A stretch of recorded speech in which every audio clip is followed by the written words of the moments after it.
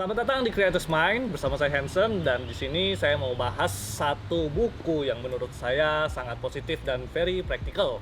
Buku ini judulnya adalah Autoimmune Warrior.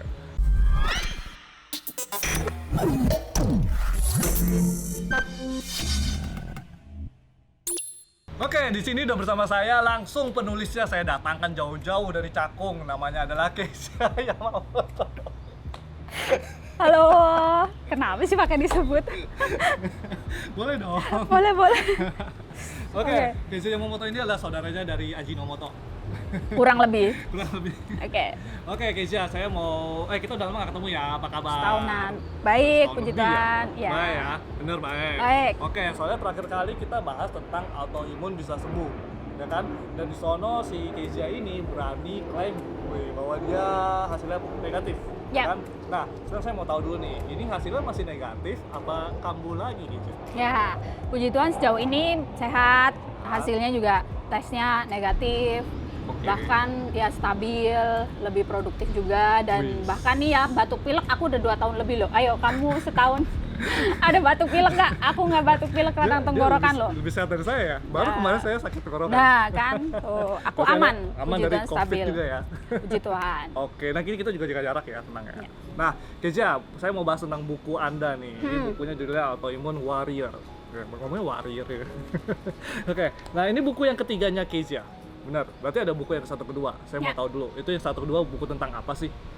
Kalau buku pertama itu kan Fighting Spirit, itu bicara tentang bagaimana perjalanan aku dari kecil yang bukan siapa-siapa, juga dulu dari yang kampung banget, tapi aku punya impian-impian dan Oke. bagaimana aku mencapai impian-impian aku meskipun dengan semua kelemahan, keterbatasan dan juga sakit yang aku alami. Tapi di situ aku nggak bahas sakitnya secara spesifik gitu.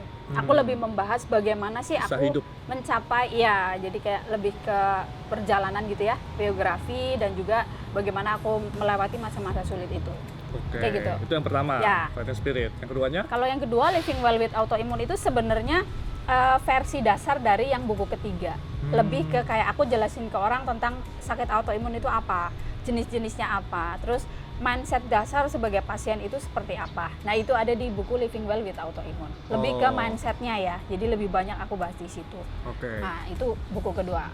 Nah, kalau itu buku satu kedua. Nah, ketiganya ini berarti tentang apa? Nah, buku ketiga ini adalah kelengkapan dari yang buku kedua. Aku lanjutin, lebih membahas spesifik kalau misalnya saya sudah jadi pasien autoimun, ngapain aja sih nih hari-harinya. Termasuk di situ kan orang kadang bingung nih, misalnya mau jaga makan, aku mulai dari mana?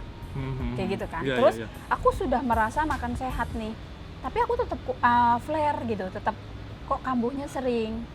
Aku sudah merasa olahraga nih, tapi kenapa aku kondisinya gini? Nah, di situ aku jelasin gitu, lewat data-data yang aku pelajari, edukasi dokter yang aku dapat gitu kan. Oke. Itu aku rangkum dalam satu buku supaya bisa membantu paling tidak teman-teman yang sudah sakit autoimun itu bisa tahu saya ini mulai dari mana sih, kayak gitu. Benar. Iya, soalnya saya juga banyak dapat pertanyaan nih dari yang video-video kita sebelumnya nih. Mereka nanya kayak, oh saya udah makan tapi kok masih bisa, udah makan sehat tapi masih bisa sakit. Terus makanannya pantangannya apa aja? Mereka banyak Ya. nanya gitu. Nah, kalau misalnya mereka nanya gitu, saya langsung aja kasih jawaban baca buku ini ya. Ya, Karena saya Betul. juga nggak tahu, saya bukan dokter. iya.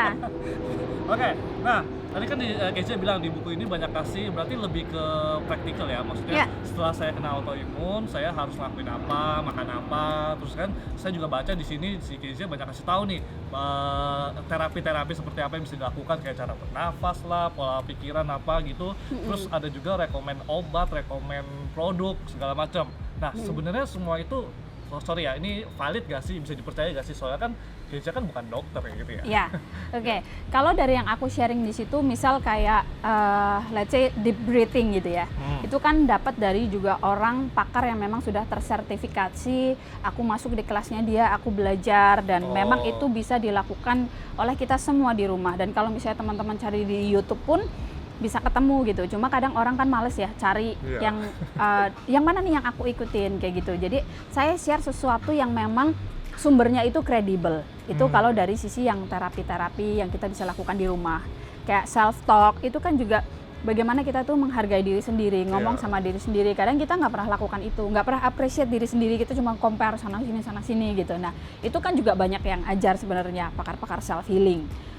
Kemudian ada lagi yang masalah makanan, itu juga ada guidance-nya itu jelas gitu. Kalau misalnya aku belajar tuh dari Harvard University, terus dari Johns Hopkins International gitu, itu sumber-sumber yang untuk awam pun itu sangat-sangat bagus untuk kita pelajari. Jadi aku nggak asal kayak ambil dari internet yang titik-titik dot apa gitu yang nggak jelas, yang cuman copy paste terus aku taruh di situ. Aku enggak, tapi apa yang aku sudah pelajari sekian lama aku praktekin, lalu aku coba permudah untuk menggambarkan ke teman-teman, kasih tahu ini yang bisa diterapin dan itu so far relatif aman dan justru bisa membantu, menolong. Jadi bukan yang malah bikin bahaya gitu.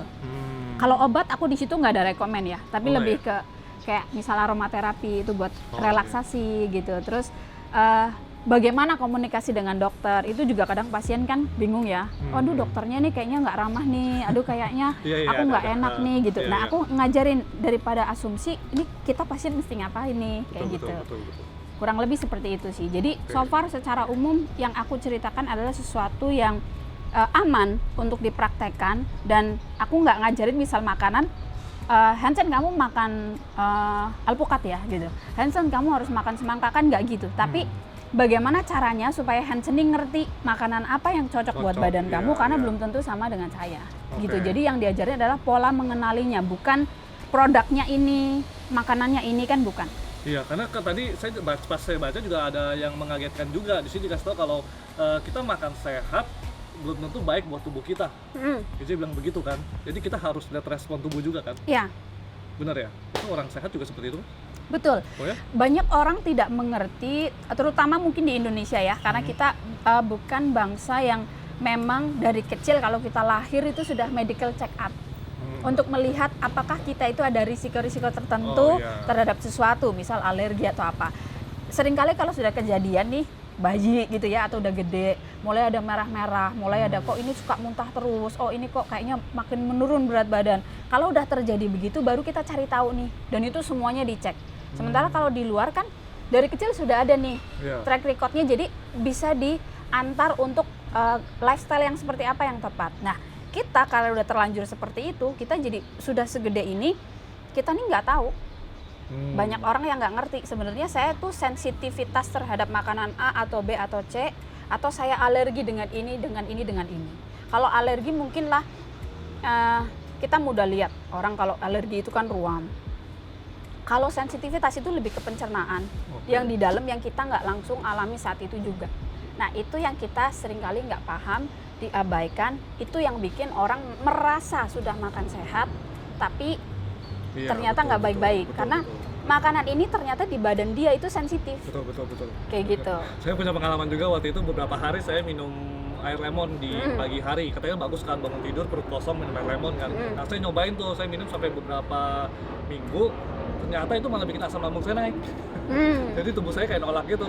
Makanya setiap saya minum itu, kalau saya olahraga kayak bawahnya mual, pengen muntah. Sampai akhirnya berapa minggu kemudian pas lagi capek, habis makan pedes, nah itu baru langsung kayak keluar semua penyakitnya gitu. Dan itu baru tahu saya, oh iya ternyata asam lambung saya naik gara-gara air lemon gitu. Padahal orang lain kan banyak yang pakai, bagus ya buat mereka ya.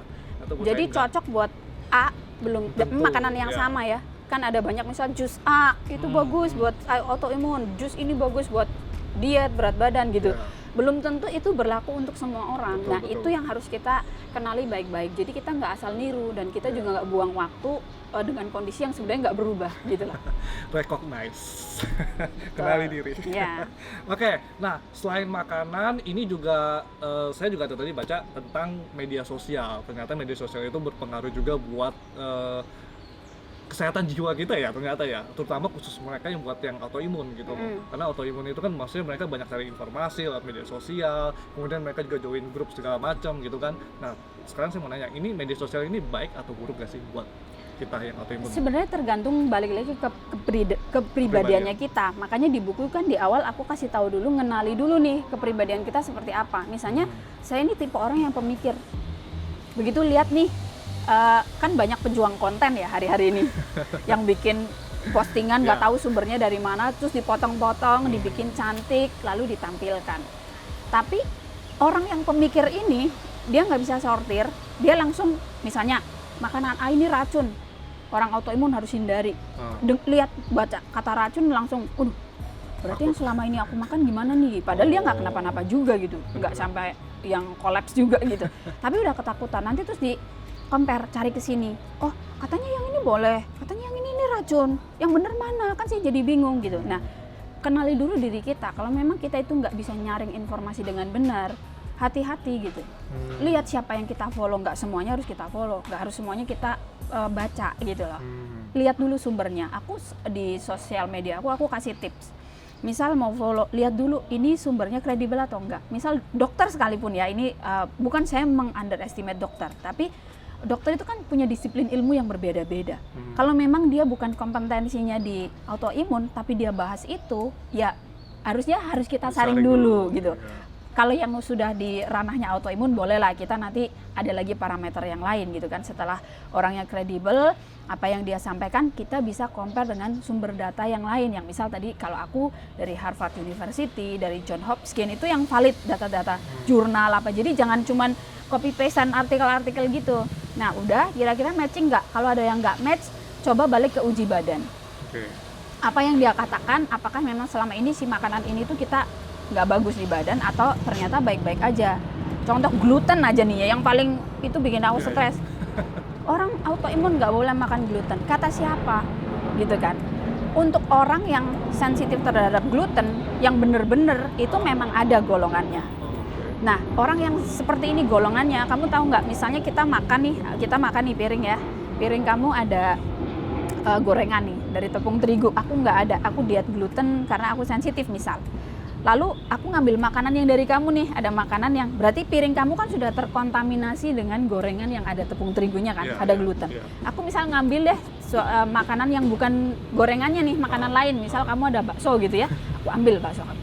Aku akan kenapa-napa loh dengan cepat. Kalau aku benar-benar sensitif terhadap gluten.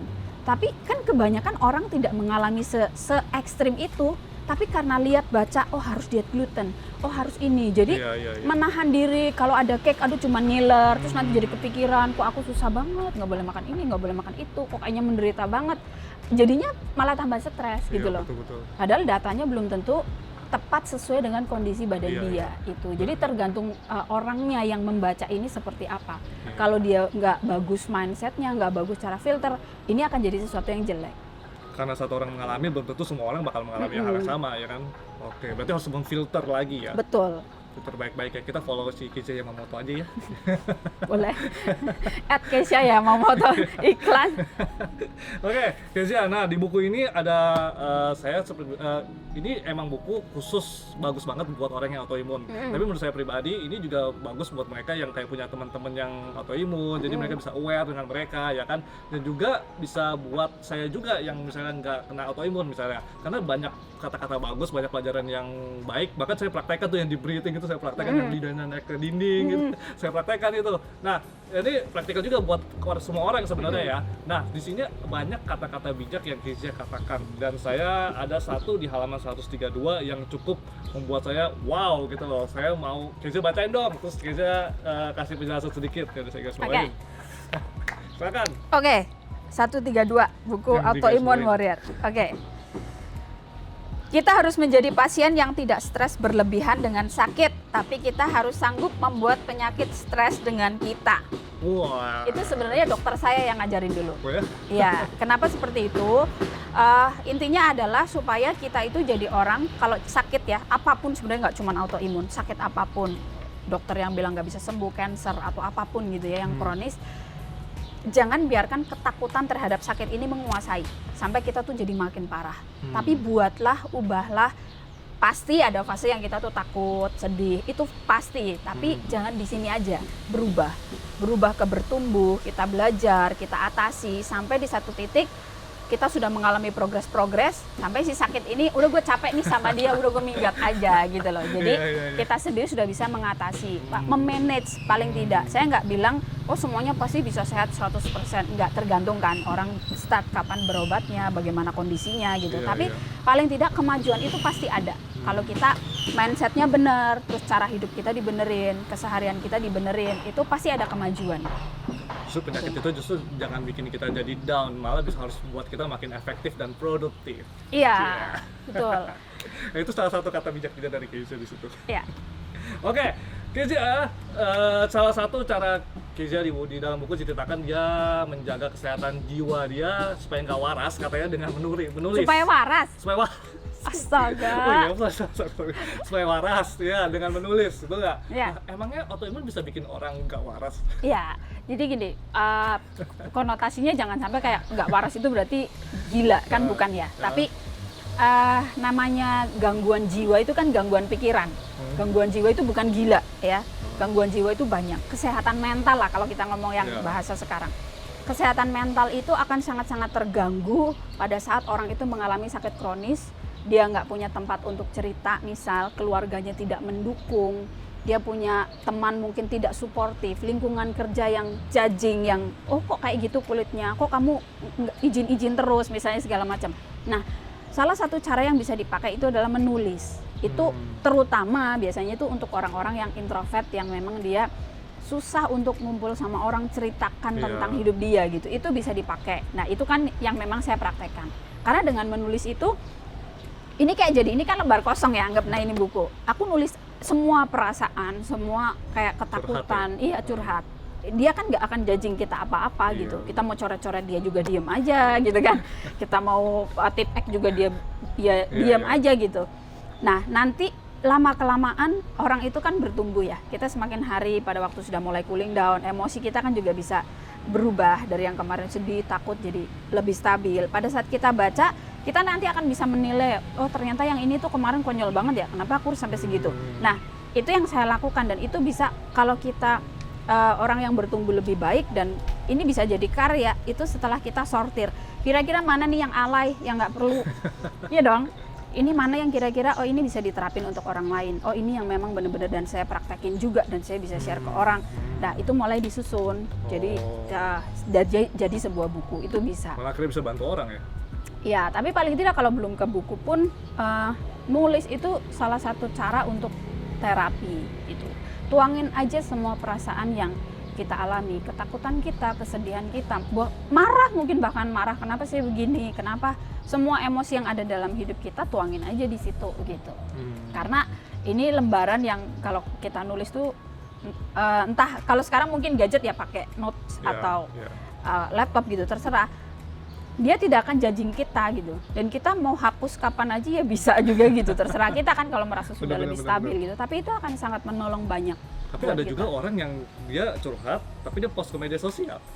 Nah, itu yang saya nggak tulis di situ kan. Maksudnya saya mengajar teman-teman untuk sebaiknya tidak nulis itu, karena sebenarnya mungkin kita ingin orang tahu kondisi kita. Tapi yang namanya sosial media, netizen kita nggak tahu nih otaknya yang golongan mana kan. Bisa jadi mereka merespon sesuatu yang bahkan di luar dugaan kita, gitu kan. Kalau dukung, kalau enggak. Iya. Nah, kebanyakan kan biasanya kontra. Iya. Langsung kita jadi kok malah kayak gini ya, kok akhirnya makin, baper, akhirnya makin nanti drop lagi. Nah, makanya saya saran itu bukan nulis di sosmed, bukan curhat ya. Tapi nulis di media yang memang hanya kita sendiri ya, yang untuk bisa akses itu. Oke, benar-benar. Nah, Kezia, kalau misalnya saya mau simpulkan nih, autoimmune warrior itu apa sih gitu? Ini buku untuk mendampingi teman-teman yang sudah sakit kronis, sebenarnya nggak cuma autoimun sih ya, sakit lain juga bisa, dan juga keluarganya, supaya mengerti step-step apa dulu nih. Karena kalau mindset nggak dibenerin dulu, mau kerja keras masalah makanan juga nggak ngaruh, ya kan? Mindset dulu, kemudian nanti mulai kesehariannya dibenerin, mengenali badan, makanan apa, itu step-stepnya diajari secara rinci, dan kalau dipraktekin dengan tepat, dengan konsisten, itu saya bisa kasih garansi pasti ada kemajuan. Karena banyak yang di grup, 100%. Di komunitas itu 100%. Mengalami, iya, kemajuan itu pasti ada. Gitu. Selama kita memang konsisten ya, jangan misalnya baca nih, orang baca semangat nih seminggu, sementara ngenali makanan ini kita makan berapa ratus jenis, harus satu-satu gitu dikenali. Sampai saya sekarang pun kan sekian tahun lamanya bisa mengenali, oh makanan ini saya nggak makan, oh makanan yang ini saya nggak masalah, dalam batas tertentu. Kan ada ukurannya, aku kan ada kasih di buku ya, ada skalanya, mana yang dia misalnya rendah yang aman, FODMAP gitu, yang moderate itu berarti hati-hati dalam jangka ukuran berapa bisa kita makan. Lalu yang merah itu berarti kita sebaiknya hindari. Betul, gitu. Betul. Itu kan ada. Nah, kalau kita praktekin satu-satu sesuai dengan yang kita makan hari-hari, kita akan mudah. Adjust-nya akan lebih gampang. Tapi kalau kita udah seminggu nih udah capek ya udah gitu. Kalau konsisten itu saya bisa jamin akan ada kemajuan. Oke, jadi autoimmune warrior itu apa sih? Autoimmune warrior ini adalah orang yang mengalami autoimun tapi dia berjuang untuk overcome kondisinya. Jadi bukan sekedar survive, oh ya aku jalani dengan penyakit ini, tapi how to manage it dan aku bisa atasi ini dengan baik. Oke. Anda seorang autoimmune warrior? Yes, of course. Nah, apa harapan Kezia dengan buku ini? Buku ini saya kepengen, buku ini sih pasti banyak kelemahan ya, terutama yang reviewer kayak Koko Hansen ini kan udah tahu kan, karena ada trouble yang besar di balik pembuatan buku ini. Tapi di balik semua kelemahan buku ini, saya harapannya itu pengen ini buku jadi berkat buat banyak orang. Paling tidak kalau misalnya kita makan ayam gitu ya, kita makan ikan gitu, makan dagingnya jangan makan durinya gitu. Nanti Anda melihat ada banyak kelemahan di buku ini, mungkin dari spelling kayak gitu yang minim editorial. Lihatlah konten secara keseluruhan, bagaimana saya punya hati untuk berbagi buat teman-teman yang sakit supaya paling tidak di situ-situ terus gitu kondisinya, ada kemajuannya dari sisi mindsetnya, kemajuan dari sisi kondisinya, itu saya pengen banget. Dan juga bisa jadi awareness buat yang lain yang mungkin kayak tadi kamu bilang untuk keluarga atau sahabat atau rekan-rekan dari orang yang sakit autoimun. Jadi akan jadi lingkungan yang kondusif untuk orang sakit ini, karena kalau lingkungannya baik, ngerti, bisa dukung, itu akan jauh lebih menolong. Iya betul. Dan juga buat saya pribadi juga juga bagus, karena banyak edukasi yang baru kayak FODMAP gitu-gitu juga saya belajar gitu. Banyak insight lah di dalamnya yang bisa saya dapatkan dari bukunya gitu juga. Oke, thank you Kezia buat waktunya, semoga sehat-sehat selalu. Nanti ada buku keempat? Iya, on progress. On progress, tentang apa Mas Rahasia? Rahasia dong. Gak boleh. Oke, buat teman-teman mungkin yang mau tahu lebih dalam tentang buku ini, bisa langsung dapatkan bukunya. Nanti saya kasih linknya di deskripsi video di bawah. Terus buku ini nggak cuma dapat buku doang ya, ada video juga ya? Ada. Karena kan banyak praktikal, jadi supaya menolong saya kasih tutorial video. Oke, jadi dapat buku, dapat video tutorial. Iya. Dan kalau mau tahu lebih dalam tentang Kezia, bisa langsung kontak ke www.keziayomomoto.com ya? Ya. Oke, itu ada websitenya sama IG-nya juga. Oke. Thank you Kezia, sehat-sehat dan semoga bukunya bisa memberkati banyak orang. Amin. Thank you juga. Dah.